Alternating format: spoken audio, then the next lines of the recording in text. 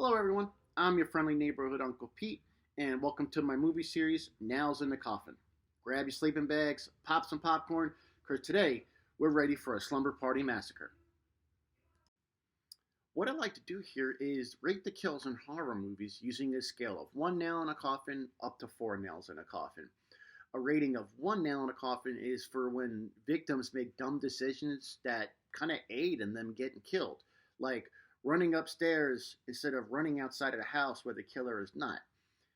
Rating of 4 nails would be where the kill was totally unavoidable, the victim was taken by surprise, or the victim fought hard to not get killed. An example I like to use is Detective Ray Cameron in Night of the Creeps. So, as I guess you can say, the more nails are better. I'm also going to try and avoid supernatural kills and mass killings as well. So, let's get on to Slumber Party Massacre. The first kill in this film takes place about 5.5 minutes in, and it's a telephone repair woman who was working outside the high school. She's standing outside of her van. She just finished talking to some of the high school kids, and she's dragged inside by surprise and killed by Russ Thorne, who is an escaped mental patient and our driller killer for this film. She tried to fight back. She tried to scream and get people's attention, but it was to no avail, and she was killed. So for this kill, I'm going to give her 3 nails in the coffin, since she at least tried to fight back and tried, to get people's attention. Our next kill is Linda, who's locked inside the gym after school. Linda is played by Scream Queen legend Briggs Stevens. This happens about 15 minutes in. So as I was saying, she was locked inside the gym. The doors are all chained shut.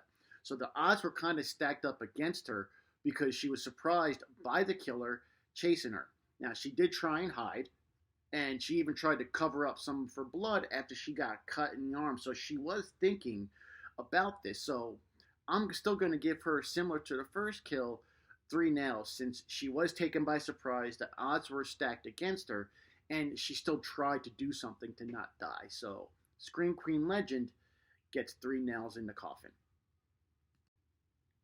Our third kill in the film happens around 32 minutes in, and it's Mr. Compton, the neighbor to Trish. Trish is the young girl who's having the slumber party. Mr. Compton gets 3 nails. He's outside killing snails by some firewood and whatnot. So obviously he was taken by surprise, as in when he dies, the driller killer just stabs him through the neck with the drill and he pretty much dies instantly. Again, taken by surprise. He was out killing snails at night, so there's not much he could have done to prevent being killed. So Mr. Compton is going to get 3 nails in the coffin. Our next kill happens about 46 minutes into the film. Diane and her boyfriend John are in the car in the garage making out. They decide they're going to go away to John's house to go get some action. So Diane goes in the house to tell her girlfriends, hey, I'm going to take off for a little while. She goes back into the garage, and her boyfriend John was killed off screen. So she gets in the car with John, goes to give him a kiss on the cheek, and his head falls off. What she does is she starts screaming and yelling, obviously, but she starts honking the horn to get attention. She doesn't get out of the car where there's a body with no head. She stays in the car honking the horn. She eventually gets out when she sees Russ Thorne, the drill killer, but she doesn't run out of the garage. She just kind of runs into the corner and slinks down, sobbing. And if you've seen this film, you know this shot is very suggestive in what it's trying to show. And early in the film, when Diane was walking home, her boyfriend snuck up behind her, and when he put his hand on her, she does this little judo flip and flips him over. So the way I look at it, she knew some type of self-defense, some way to defend herself, but it was never used since she just kind of gave up and slunk down to the floor. And to the fact that she could have ran out of the car, ran out of the garage, instead of sitting there honking the horn screaming. So Diane is only going to get 2 nails in the coffin for this kill. The next kill, I'm not going to give a ranking. I just want to talk about it because I get a good chuckle out of it. The girls had ordered pizza earlier, and it's being delivered, and Neil and Jeff had shown up by this point. And they said, hey, we'll go pay for the pizza. So they go to the door, and through the door they ask, hey, what's the damage? Little did they know, the pizza guy is dead and the driller killer is there, and you just hear him say, 6 so far. I thought that was kind of amusing because he had killed 6 people so far. But I'm not going to rank the pizza guy death because we saw it off screen. Our next kill happens about 49 minutes in. At this point, everybody knows there's a murderer out there since the pizza guy is now dead. So they know somebody's out there killing someone. Jeff and Neil decide to go get help.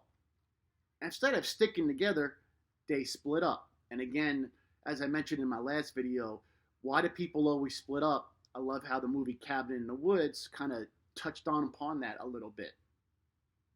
So they split up, and Jeff is by himself in the garage. And I find it interesting the way he dies. He finds Diane's body in the garage, and he's just kind of standing next to the garage door. And next thing you know, he looks down at his chest as the drill pokes through his chest, and he gets killed. Jeff gets 1 nail, seeing as how he was by himself. They should have stuck together, and he went into a garage, no lights, enclosed space, pretty much put himself in a corner. And I thought this kill was just kind of funny because he looks down at his chest as the drill is coming through his chest, like he didn't feel it going through his back and move or anything. It wasn't that fast of a kill, so I just found that kind of funny. So Jeff is going to get 1 nail in the coffin because he should have had his friend with him. He should have been armed with something. He should have done more than just kind of stand there. So, as I mentioned, Jeff and Neil should have stayed by each other. Neil was our next kill. That happens at around 52 minutes in. Neil is only going to get a little bit better than Jeff. Neil is getting 2 nails because at least he tried to fight back. At this point, remember, they split up. So Neil is by the neighbor's house, Valerie, banging on the door, trying to be let in, let her know that something's happening. But, she can't hear him because she's watching TV. So I think he stays there a little bit too long. You're in a residential neighborhood. There are neighbors and other cars. They didn't live out in the boonies or anything. So instead of running to somebody's house trying to get help, he just kind of stayed there, and the drill killer walks up behind him. Now, he did have a knife on him, and he did try and fight back, but he was overpowered and killed. But for the fact that he did try and fight back and defend himself, I'm going to give him 2 nails in the coffin. Would have been more if he had stayed together with Jeff, but it's going to be 2 nails for Neil. Our next death is Jackie. Now, Neil and Jeff haven't come back. The girls are all worried. They're inside the house. They don't know what to do. For some reason, Jackie gets hungry, so I call her the pizza girl. So the pizza boy is dead on the floor, and the pizza box is just sitting there. Jackie decides she's hungry, and she wants a slice of pizza. I just kind of find it odd in this situation. But anyway, so a few moments later, about 59 minutes in, there's a knock at the door. Jackie is automatically assuming it's Neil or Jeff. So without looking through the peephole or through the window or anything, she just runs to the door, flings it open, and gets killed by the driller killer. I'm sorry, this is 1 nail for that stupidity. You know somebody's out there. You know there's a killer out there. You can't assume it's anybody. Didn't look through the peephole. Didn't look through the window. She just opened the door and presented herself, and she got killed. So, unfortunately, Jackie is only going to get 1 nail in the coffin. Our next kill happens just a few moments later. It's Kim. Now, at this point, Kim and Trish are sitting up in her bedroom on the floor. They had barricaded themselves in, but the window is open. So they're sitting on the floor discussing what they're going to do. They're real scared and worried. None of them heard the driller killer come through the bedroom window, walking towards them till he's right upon them. Again, in movies, people seem to not have any type of spatial awareness. So they see Russell Thorne, the killer. They jump up and scream, start throwing stuff at him. At least they're trying to fight back. So Trish is able to hit Russell in the back of the head with a bat, and he's down. But that's all the girls do. They start trying to move the dressers and stuff to get out of the room, totally turning their back on the person they just hit once with the bat, assuming that he's down for good. I think they could have kept smashing him with the bat until he was a bloody pile on the floor, but they only hit him once. So again, this was a pretty dumb decision. So Kim is only going to get one nail in the coffin for her kill. Next is the basketball coach, Rachel. This happens about an hour and 9 minutes in. She goes over to the girls' house where they're having a slumber party because they had called her early in the film asking who had scored which run in a baseball game, which I kind of found odd, by the way. Anyway, so she hears commotion over the phone when they call, so she goes over to the house to check out. She walks in the house. She just sees a body on the floor covered up by a blanket. She didn't know it was the driller killer, so she removes the blanket. He jumps up and attacks her. Rachel, the coach, grabs a fire poker, and at least she's trying to fight back. So they get into a little bit of a scuffle, knock him down. Trish comes from out of nowhere and stabs him once. Again, they don't do any more with the killer. So Rachel, after Trish stabs her once, pulls her off, and as soon as she pulls Trish off, the driller killer is able to gut her with the drill. Again, they didn't keep smashing this guy until he was a bloody pile on the floor. They just hit him once, assuming that he's dead. Again, another dumb decision made by people in horror movies. So Rachel is only going to get one nail in the coffin, seeing how she pulled Trish off of the driller killer after only stabbing him once and hitting him with the fire poker, not making sure he was down for good.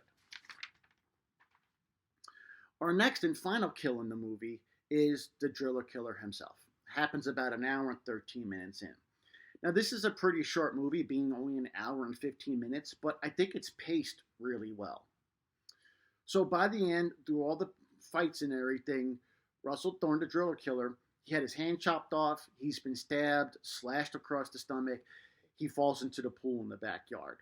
So as the girls thinks it's all over, he gets up, trying to fight them again, and his final moment in the movie is running at Valerie, who's holding a machete, and just kind of does a belly flop on her and lands on a machete and dies.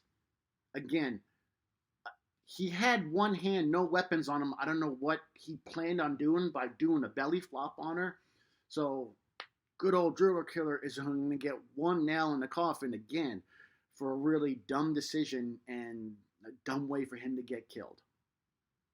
So, that's it. That's Slumber Party Massacre. I thank you guys for taking the time to watch this video. It's my second one. I'm becoming more comfortable, so I'm having fun doing this so far. Hopefully you guys are getting some enjoyment out of it also. So please, if you can give me a like, comment, subscribe, let me know what you think. If you agree, disagree with my rankings, or maybe I missed something, let me know. I love to talk nerdy in the discussion. So I appreciate it, guys, and I'll see you next time. I'm your friendly neighborhood Uncle Pete, and remember, with great kills, there must also come great nails.